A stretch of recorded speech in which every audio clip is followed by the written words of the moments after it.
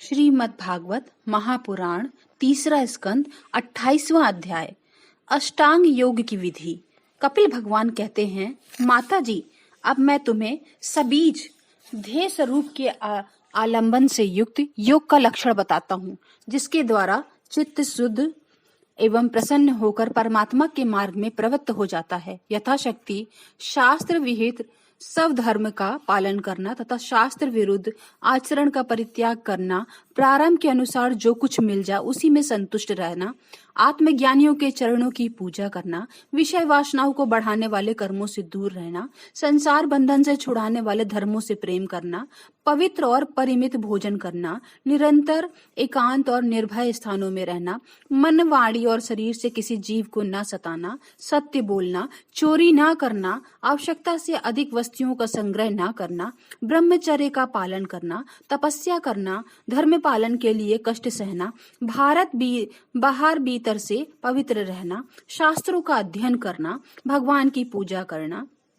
चौथा, वाणी का संयम करना, उत्तम आसनों का अभ्यास करके स्थिरता पूर्वक बैठना, धीरे धीरे प्राणायाम के द्वारा श्वास को जीतना, इंद्रियों को मन के द्वारा विषयों से हटाकर अपने हृदय में ले जाना।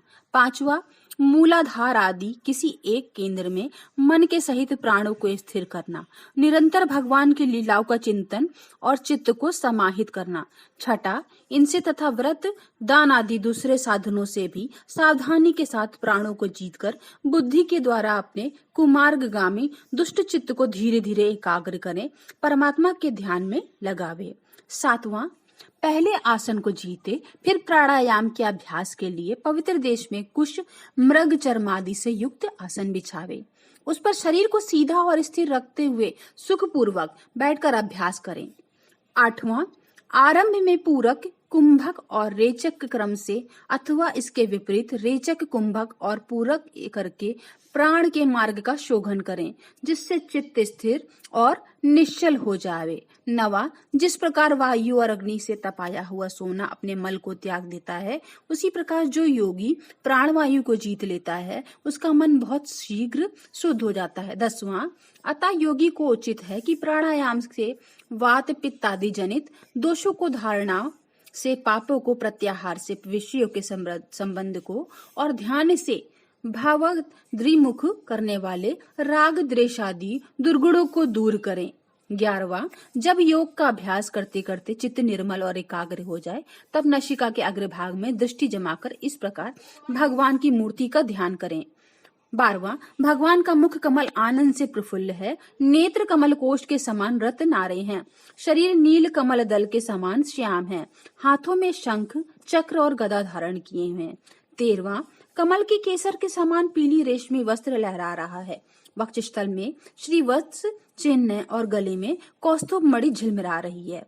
14वां, वनमाला चरणों तक लटकी हुई है, जिससे चारों ओर भौरे सुगंध से मतवाले होकर मधुर गुंजार कर रहे हैं। अंग प्रत्यंग में महामूल्य हार, कंकण, किरीट, भुजबंद और नूपुर आदि आभूषण विराजमान हैं। 15वां, कमर में कर्दनी की लड़ियां उसकी शोभा बढ़ा रही हैं। भक्तों के हृदय कमल में उससे उनके आसन है। उनका दर्शनीय श्याम सुंदर स्वरूप अत्यंत शांत और मन और नयनों को आनंदित करने वाला है। 16वां, उनकी अति सुंदर किशोर अवस्था है। वे भक्तों पर कृपा करने के लिए आतुर हो रहे हैं। बड़ी मनोहर झांकी है। भगवान सदा संपूर्ण लोकों से वंदित हैं। 17वां, उनका पवित्र यश परम कीर्तनीय है और वे राजा बलि आदि परम यशस्वी को भी यश को बढ़ाने वाले हैं। इस प्रकार श्री नारायण देव का संपूर्ण अंगों के सहित तब तक ध्यान करें जब तक चित्त वहां से हटे नहीं। भगवान की लीलाएं बड़ी दर्शनीय हैं, अतः अपनी रुचि के अनुसार खड़े हुए, चलते हुए, बैठे हुए, पौड़े हुए अथवा अंतर्यामी रूप में स्थित हुए उनके स्वरूप का विशुद्ध भाव युक्त चित्त से चिंतन करें। 19वां, इस प्रकार योगी जब सब यह अच्छी तरह देख लें कि भगवत द्विग्रह में चित्त की स्थिति हो गई है, तब वह उनके समस्त अंगों में लगे हुए चित्त को विशेष रूप से एक एक अंग में लगवाएं। 20वां, भगवान के चरण कमलों का ध्यान करना चाहिए। वे व्रज, अंकुश, ध्वजा और कमल के मंगलमय चिन्हों से युक्त हैं तथा अपने उभरे हुए लाल लाल शोभामय नखचंद्र मंडल की चंद्रिका से ध्यान करने वाले के हृदय में अज्ञान रूप घोर अंधकार को दूर कर देते हैं। 21वां, इन्हीं की धोवन से नदियों में श्रेष्ठ श्री गंगा जी प्रकट हुई हैं, जिनके पवित्र जल को मस्तक पे धारण करने के कारण स्वयं मंगल रूप श्री महादेव जी भी और अधिक मंगलमय हो गए हैं। ये अपना ध्यान करने वालों को पाप रूप पर्वतों पे छोड़े हुए इंद्र के व्रज के समान हैं। भगवान के इन चरण कमलों को चिरकाल तक चिंतन करें। 22वां, भव भयहारी अजन्मा श्री हरि की दोनों पिंडलियों एवं घुटनों का ध्यान करें, जिनको विश्व विधाता ब्रह्मा जी की माता सुरवंदिता कमल लोचना लक्ष्मी जी अपनी जांघों पर रखकर अपने कांतिमय कर किस लयोग की कांति से लाड़ लड़ाती रहती हैं।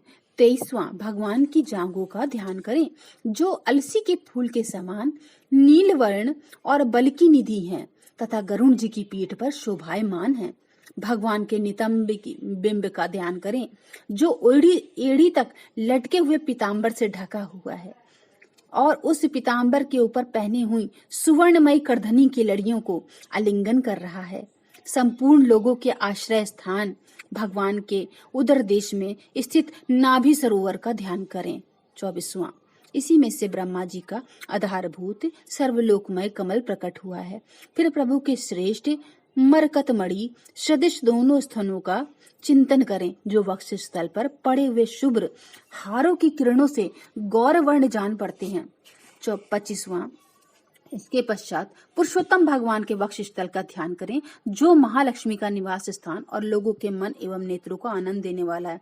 फिर संपूर्ण लोगों को वंदनीय भगवान के गले का चिंतन करें, जो मानो कौस्तुभ मणि को भी सुशोभित करने के लिए उसे धारण करता है। 26वां, समस्त लोकपालों की आश्रय भूता भगवान के चारों भुजाओं का ध्यान करें, जिसमें धारण किए हुए कंकड़ आदि आभूषण समुद्र मंथन के समय मंदराचल की रगड़ से और भी उजले हो गए हैं। इसी प्रकार जिसके तेज को सहन नहीं किया जा सकता है, उस सहस्त्र धारों वाले सुदर्शन चक्र का तथा उनके कर कमल में राजहंस के समान विराजमाय शंख का चिंतन करे। 27वां, फिर विपक्षी वीरों के रुधिर से सनी हुई प्रभु की प्यारी कमोदकी गदा का भौरों के शब्द से गुंजायमान वनमाला का और उनके कंठ से सुशोभित संपूर्ण जीवों के निर्मल तत्व रूप कौस्तुभ मणि का ध्यान करें। 28वां, भक्तों पर कृपा करने के लिए यहाँ साकार रूप धारण करने वाले श्री हरि के मुख कमल का ध्यान करें, जो सुघड़ नासिका से सुशोभित है और झिलमिलाते हुए मकराकृत कुंडलों के हिलने से अतिशय प्रकाशमान स्वच्छ कपोलों के कारण बड़ा ही मनोहर जान पड़ता है। काली काली घुंघराली अलकावली से मंडित भगवान का मुखमंडल अपनी छवि के द्वारा भ्रमरों से सेवित कमल कोश का भी तिरस्कार कर रहा है और उसके कमल सदृश विशाल एवं चंचल नेत्र उस कमल कोश पर उछलते हुए मछलियों के जोड़े की शोभा को मात कर रहे हैं।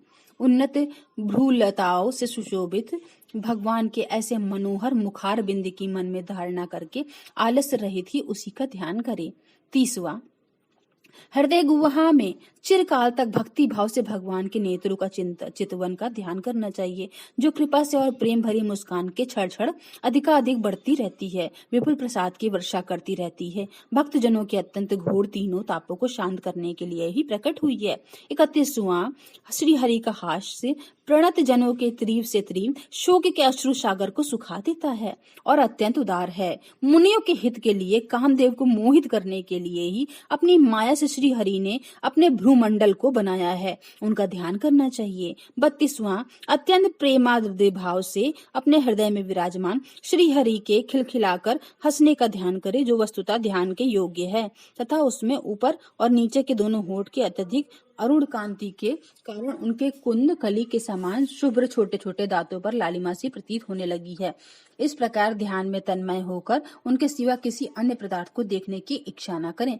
इस प्रकार के ध्यान के अभ्यास से साधक का श्री हरि में प्रेम हो जाता है, उनका हृदय भक्ति से द्रवित हो जाता है, शरीर में आनंद देती रेख कारण रोमांच होने लगता है। उत्कंठा दैनिक प्रेमा अश्रुओं की धार में वह बार बार अपने शरीर को नहलाता है और फिर मछली फड़फड़ पकड़ने के कांटे के समान श्री हरि को अपनी ओर आकर्षित करने के साधन रूप अपने चित्त को भी धीरे धीरे ध्येय वस्तु से हटा लेता है। जैसे तेल आदि के चुक जाने पर दीप शिखा अपने कारण रूप और तेजस तत्व में लीन हो जाती, वैसे ही आश्रय विषय और राग से रहित होकर मन शांत ब्रह्माकार हो जाता है। इस अवस्था के प्राप्त होने पर जीव गुण प्रभाव देहादि उपाधि के निवृत्त हो जाने के कारण ध्याता ध्येय आदि विभाग से रहित एक अखंड परमात्मा को ही सर्वत्र अनुगत देखता है। योगाभ्यास से प्राप्त हुई चित्त की इस अविद्या रहित लय रूप निर्वृत्ति से अपना सुख दुख रहित ब्रह्म रूप महिमा में स्थित होकर परमात्मा तत्व का साक्षात कर लेने पर भी वह योगी जिस सुख दुख से भोक्तृत्व से पहले अज्ञानवश अपने स्वरूप को देखता है, उससे अब अविद्याकृत अहंकार में देखता है। 36वां, जिस प्रकार मदिरा के मत से मत वाले पुरुष को अपनी कमर पर लपटे हुए वस्त्र के रहने से या गिरने से कुछ की सुधि नहीं रहती, उसी प्रकार चर्मावस्त्र को प्राप्त हुए सिद्ध पुरुष को भी अपनी देह के बैठने उठने अथवा देववश कहीं जाने या लौट आने की विषय में कुछ भी ज्ञान नहीं रहता, क्योंकि वह अपने परमानंदमय